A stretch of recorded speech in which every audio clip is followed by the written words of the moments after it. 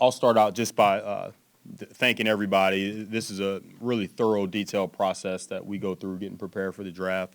A lot of people involved. The college scouts and the college staff, they're at the heart of this process. They work on it for a whole calendar year. A lot of late nights at hotels, and families make a lot of sacrifices. And then the very inclusive process, the entire staff, the coaches, the analytics. There's a lot of people involved, and a lot of hard work has gone into this. So very appreciative, and we feel very confident and excited as we get into these next few days, and we know we're going to make this team better.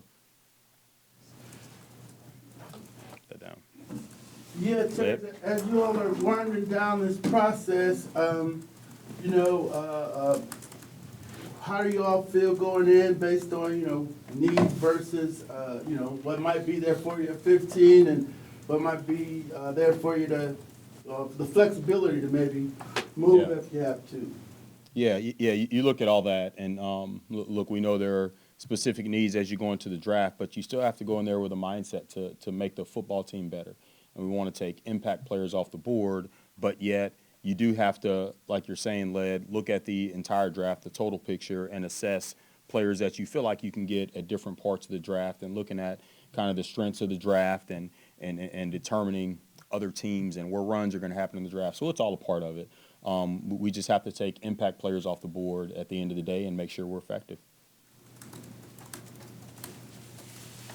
You mentioned your staff has been at this for a little over a year. Can you give us an idea about how many players you guys have looked at from big view and then narrow down to maybe some numbers? It starts, you start the first, it may be 800 names that you start with, and you continue to narrow it down. And Zach, really this year it's interesting because there's more players on the board, draftable players on the board this year than in previous years.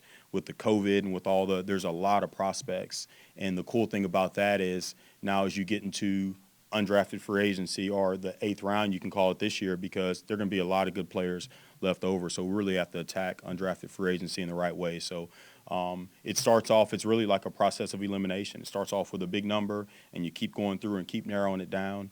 But I would say this year there's there's more draftable players than there usually are. And when did you set your board? When did you feel comfortable that you guys said, we're locked in, we're ready for this draft? Yeah, I would say we wrapped up with the coaches kind of middle of last week, and you have the board set. But the hay's never in the barn. The board is set right now, but you're continuing to gather as much information as you can. We've got more phone calls and more. You do everything you can all the way down to the wire until you're making that pick. So the board was set last week, and yet we're continuing to work through it. How would you characterize the amount of phone calls you've been taking and making, not only in reference to teams looking to trade with you, or you possibly trading up, or continuing phone calls about possibly trading Kirk? Yeah, Mark, that's important, particularly with now in reference to Kirk.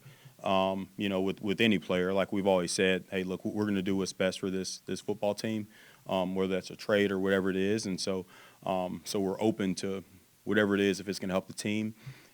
Those calls are really important too in terms of the trades, and what you want to really get a feel for going into the draft, knowing who's aggressive and who actually wants to come up. Who's looking to move down. You want to get a feel for those. Now, they don't really materialize until the actual draft because it depends on what's there, but that's how those calls go.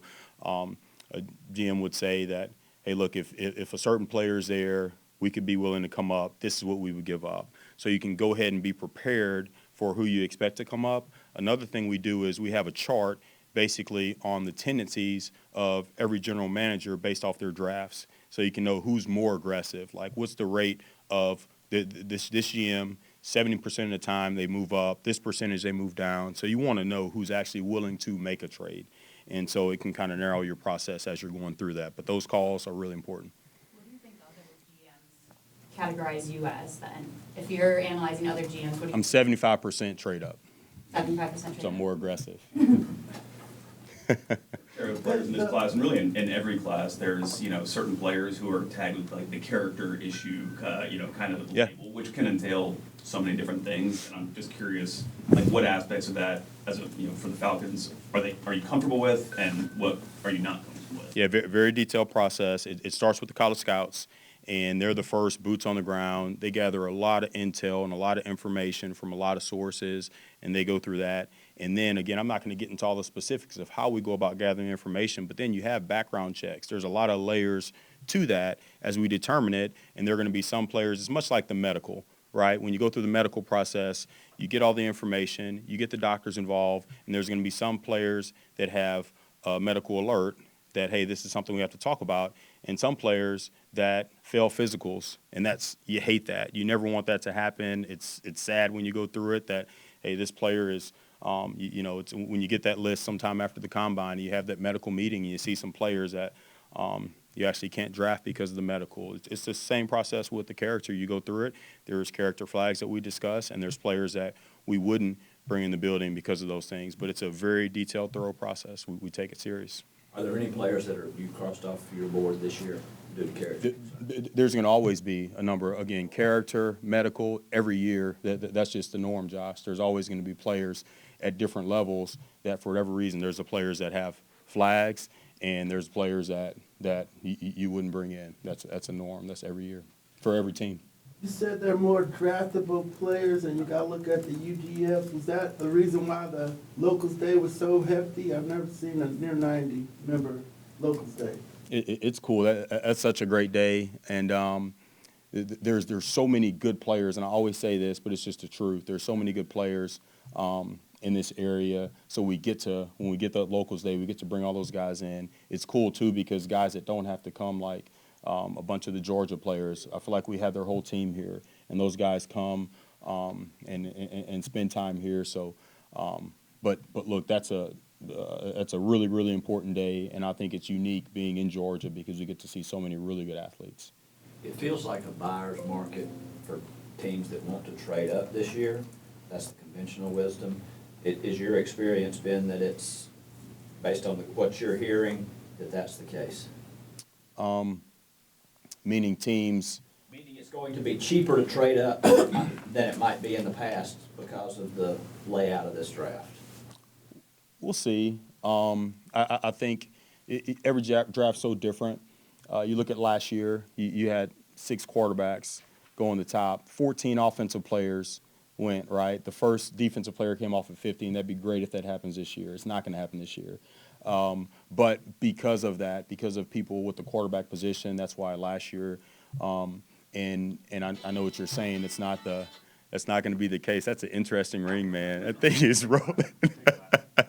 So, but this is a different draft in that case. There's not going to be as many quarterbacks, not going to be as many offensive players, and it's a very strong draft throughout, particularly in the middle, where I would think Josh teams probably feel like the players that they get at certain points, okay, hey, there's going to be some guys we're going to be really excited about in the second round. There's going to be guys we're excited about in the fourth round. So that all makes a difference. Terry, every draft is filled with pressure just to get picks right. Do you feel an extra sense of pressure this year given the team's long playoff drop?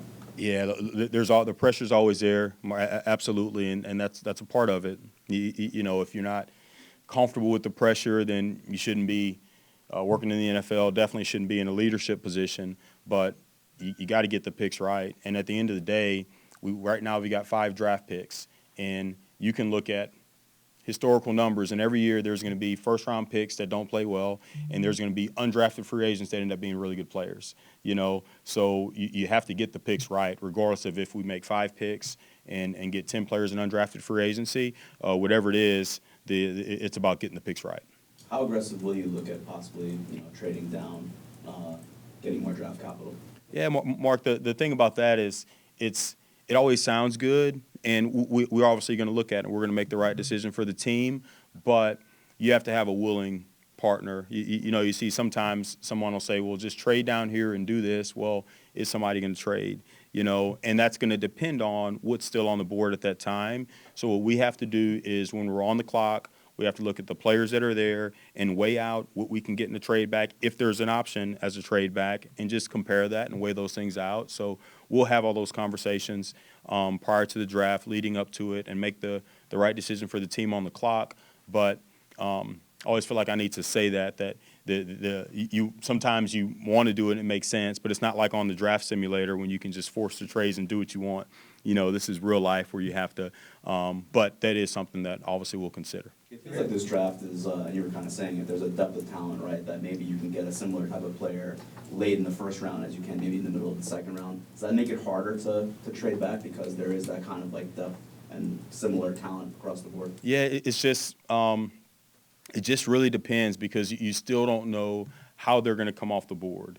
So we can look at it right now and assess this draft how we see it. But as you know, there's always curveballs in this thing, and we don't really know what's going to happen. We can, so it's one of those situations where, yes, you do feel like there could be some good options, but you don't know until it really starts. You guys were the curveball last year. We were the curveball. You were the curveball. Because he's a local kid, I'm wondering where you see Travis Hunter as more of an offensive player or a defensive player in terms of success in this league. Yeah, special dude. Obviously, he's not going to be there when we're on the clock, but it's probably one of those situations, Zach, where I would assume a team would look at it like he can do a lot of different things, but we got to put him in one room to just be able to focus and learn. It's hard to just get sprinkled in on offense. You need to really learn it, and then so whatever side of the ball they focus on, he's meeting that, and then he has packages on the other side. But whatever team that is, they're going to be excited to have that guy, dynamic playmaker. Terry, I'm curious, your first 4 drafts, personally, I think you've done better, but how do you assess how you've done with those selections? Yeah, Ken, just kind of overall the drafts. Yeah, there's obviously some things that we look at. Like I was taking a run yesterday, and Tyler Algier was just pulling up, and he's all yoked up. He looks good right now, and Tyler is obviously a 5th-round pick, and we have a 4th-round pick that's now the 2nd highest paid center in the league right now. So you can go through it, and the player that's replacing him was an undrafted free agent, and he's a really good player. Talking about Ryan Newsel, so we can go through the things that we've done well. And I feel like one thing we've done a really good job of is we really the profile of the player, what's the vision, and how they're going to fit for us. That's an important aspect of it. That's why we have such an inclusive process. But there's always things that we're going to look at. We don't focus on the things that have went well. We focus on the things that didn't go well and the areas that we do have to improve on. And there are those areas that we have to do that. And it's always we're process-oriented, we're process-driven. It's always about how are we going to change this process to make us more effective and increase our hit rate. That's what we're always looking at. I guess to that end, if you go to specifics, that'd be great, but like what are some things that maybe you've realized we have to do this better, or an improved process that's going to help you guys have a better draft this year? Yeah, I think it always comes down to that number one part, the vision, and working along with the coaches and working along with the staff and making sure we have a clear vision for what those players are and how they're going to fit with our team. You never want to, I feel like anytime with anything you get in trouble if you're desperate and you reach. And that's when I talk about taking the best player available for us, it's about taking impact players and making your team better.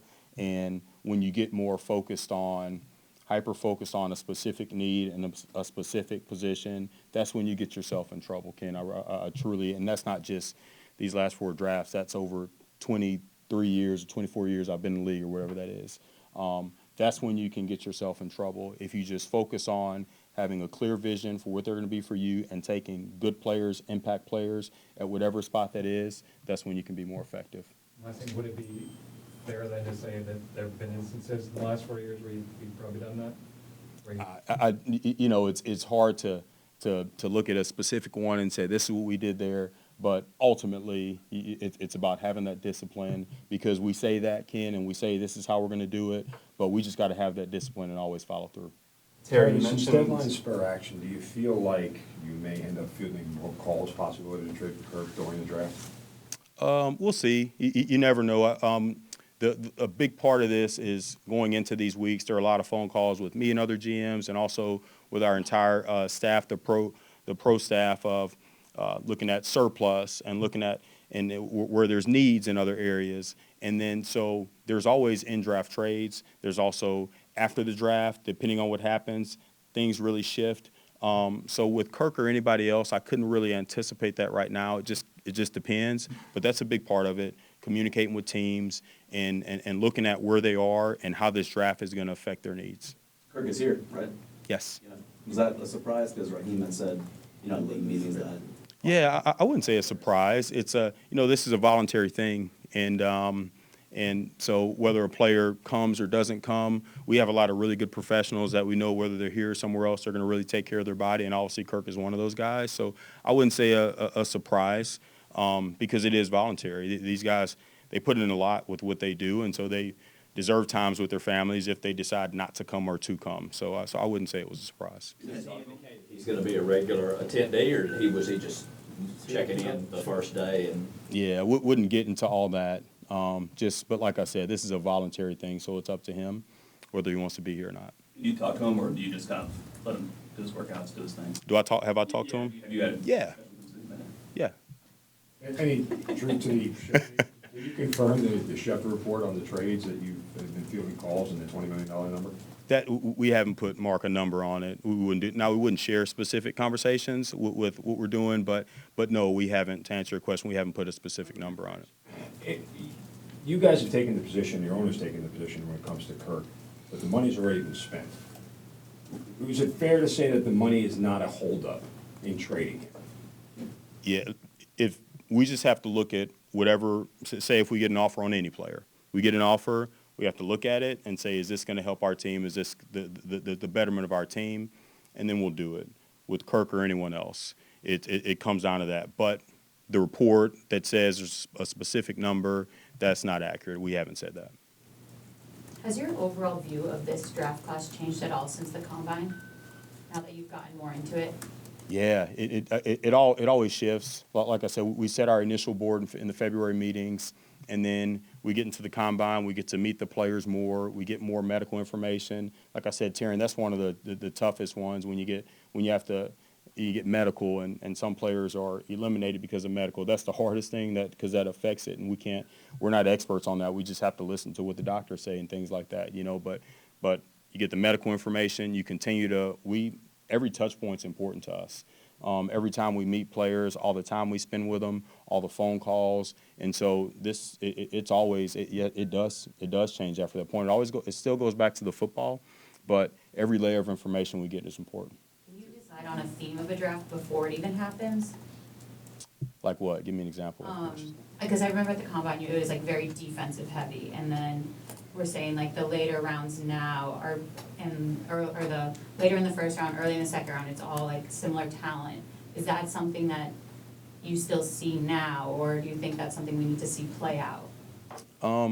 There's things you need to see play out, but at the end of the day, I would say the theme of the draft, it's a good draft that you can at every level. And you're going to find players that you're really excited about in the 7th round. And again, in undrafted free agency, we've got to be aggressive in the right way and make sure we affect this team because there are going to be good players there after the draft. So it's a deep draft. Terry, you mentioned being mindful of the runs that can take place in a draft. Given kind of the depth of this class, how specifically are you looking at the potential variety of runs that could happen from 15 to 46? Yeah, we've seen it. That's how it usually happens, right? There's one position goes off, and then it can just start spinning out, and teams start trading up for that, and you just never know. You try your best to anticipate it, and we got to think about those things. Like I said, the pro staff does a really good job assessing needs, and we also make a lot of phone calls and try to gather as much intel as we can to see what we expect to happen. It's different when you're picking 4. Right, you kind of know that you have to have 4 players stacked. It's different when you're picking 8. Now we got to have 15 players stacked, and we have to be ready to take one of those players based off your 15 stack. But we try our best to anticipate those things. What could change between now and tomorrow based on your board being set a week ago, and also how much discussion among you and your staff about maybe the top 2 or 3 guys that are filling that top spot? Was it a clear consensus, good back and forth? Can you educate me on that process? You're talking about when you say the top. On your board, that if he's there, you're in a draft. Well, what you got to do is that we got to stack it 15. You know what I mean? More so because it's a. And look, my kids have asked me that question because their teachers at school are asking them who we're drafting, and I'm like, guys, we don't know. You know, but we stack it in that way, and you have to feel good about those 15. There's not like when I say all the hay's never in the barn, because you want to continue, just make another call. There's never you want to gather as much information as you can. You want to continue to dig and dig and dig, but you feel good about those 15 names. You know, but we're still going to be watching tape tonight. That's just all a part of it. That's great after a year. Like you're still, I mean, it doesn't become like too much information. You're like, listen, my gut telling me we're all on this consensus. Like, all right, this is our guy. Like, can you, by adding more and more layers to the cake, can you? Yeah. Can it be? I think I think it's a mindset. I think, and y'all probably know if you, it's one of those things where you always want to do more. And I know what you mean. You don't want to go in circles. You have to have, and we feel good about the process, and we feel good about all the work that's gone into it. But you always want to watch another game. You know, you always want to make one more phone call. You always want to dig a little bit deeper into things. That's just, I think, when you have that kind of mindset, and you just want to keep doing more and more and more. Is it conventional logic to say that less picks means less flexibility in the draft? Not really, because it's kind of where your mindset with it, you know, because I would say, Mark, there's some people that it's quality over quantity. You know, they'd rather be really aggressive and get the guys, come out of the draft with certain guys and use those. And there's some people that want to get more picks and have more hits and those types of things. So if you're saying in terms of giving us the ability to move up with having more draft capital, I understand that. You can say that. But I still think it comes down to making sure we feel convicted on those particular players. The chart and trading actual picks. Yeah.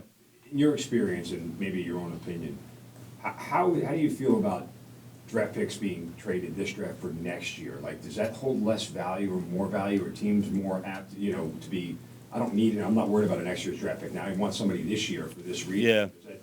I mean, how does that? So it's a good question, because there are actually some teams this year that have double-digit picks, and they know that these guys can't all make our football team. So they actually want to move some of that capital and get more so let's move up and let's get some capital for next year and let's shift some of this capital. So it just kind of depends on where you are as a team, because what you want to do is you want to make sure those guys can make your team, and you want to make sure some people can't handle that many picks. So it just depends. But our mindset, our philosophy with having this many picks right now is, okay, we have to make sure we hit on those picks. And so if there's trades available, if you can move down in the first or second round and it makes sense to us, we'll do it. But we'll also have the confidence and conviction to take that player off the board if it makes sense to us. When you're looking at some of those options that are maybe on the table involving a trade, is it more important to you the landing spot and where you would ultimately move back to say we want a player in this range and we're comfortable there, or is it about the overall kind of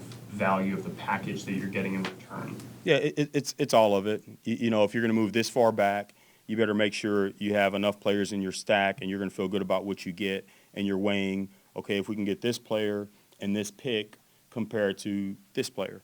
And so it kind of depends on where you are. If you only have a couple players left in your stack and you want to move down 5 picks, and because like we said, those runs can happen at any point. A particular position goes, and then you got 3 in a row. That's kind of how that happens. So it's just it's all a weighing process. Being that you've changed defensive coordinators, and what would be the apparent need for more players on defense, how much did Jeff, during this draft process, his input and everything else, how much did it change what you guys would have done, or how much you evaluate, kind of that nature? Man, it's been fun going through the process with Jeff, and so really the new defensive coaches, Jeff Olbrick, Nate Ollie, and Rudy. So they've all jumped right into the process, and obviously we have defensive coaches that are still here, and it's a passionate group, man. We were in, before we brought them in the room, we were in like draft meetings with just the scouts, and it's just like ruckus going on down the hall. It sounds like people are fighting in the room, and I have no idea what's going on. I'm like, what's going on? It's like Brick's just watching film with the guys. It's just a different deal, man. Like, they're really intense and really but it's been cool going through that process and watching film with them and getting into it, specifically with Brick, watching tape with him and the way he watches tape and talking about the skill set of a player, and because we're projecting, right? We're projecting players into the NFL, so this is what you would change with him, and this is how I could coach him, and this is how he would affect our team. It's been cool going through that process with the defensive guys, it's obviously a big influence because we do things together. Now, if we have a guy that's been really low on the board throughout the whole process, and then the coaches are really high on him, we're not just going to move him up there. We're going to go through it. We're going to watch the tape. We're going to have those discussions and come to a consensus in the right way. But that's a big part of it, and not just with Brick. It's the same with Zach and Marquis. So we have a very inclusive process. But he's a different dude now. He's passionate. You guys have taken offensive skill players the last 4 years. The consensus is that it has to be defense this year. Does it have to be defense this year in the first round? Well, look, we got to take an impact player, and what usually happens, Mark, just the truth. What usually happens with that is you're going to have players in that category, and when it works out perfect, you have players that are in a high category that fits one of your needs, and so you'd expect with the depth of the draft, and okay, there's going to be defensive players, but what you can't do at any pick, if this is the category and you're reaching down here for a need and just taking if you say, Terry, you got to take this particular player right here, okay, you can take that player, but if you're dipping down here to take him and reaching like we were talking about earlier, that's when you make mistakes. And if there's impact players at other positions, we got to make this team better. So we're not going to be afraid to take an impact player off the board and make the team better regardless of what that pick is. Are you So how confident do you that? weigh that? Oh, go ahead. I'm sorry. Are you confident that a really good defensive player that you guys like will be there at number 15 for you? Well, if I had a crystal ball, I promise I would be looking in it, and I'd probably we've probably been in 4 straight Super Bowls at this point, but I don't have that crystal ball. So we'll see. So quarterback again? So what'd you say? Come on, man. You know that's not it. But so how do you weigh the impact player that's there, that's got a flag, that's got a medical? Yeah. You possibly looking at 2 guys that could probably help your pass rush, but they, got issues there. Yeah, How that's do a you part weigh of it. That's a part of the process, and so that's where it's medical, it's character. We always talk about intangibles and how critical they are to us and how important those things are, but that's where you do weigh those things. When you're looking at the board, you have the players where they are, but you're weighing all those factors, and it's a thorough, detailed process for us in the way we do it. We take it very serious. This draft here, we've got like 22 pass rushers at various points in the draft. Do y'all see that as, these outside pass rushers? So on defensive ends, edge guys. OLBs. Is this draft really that deep? I mean, you got older guys that, might have been at 3 different schools. You got younger guys that play in 3 years, but. Don't know a particular number of how many pressure players that, and it's, like we said, D-Led, it's all relative, man. Like, you got 22, but how many do you have on day 1? How many do you have on day 2? You know what I mean? You're talking about a lot of 7th-round picks that are going to be fighting to make your team. You know what I mean? So it just depends on where those guys are. But overall, like I said, it's a very deep draft, very strong draft. This week you signed Easton Stick. Yeah. What do you like about him? What do you see, what's the plan for him? Yeah, he's got traits, really good makeup, and we're at 90 right now, so it's 4 quarterbacks right now. That's kind of the norm for the offseason, so just excited for him to come here and compete.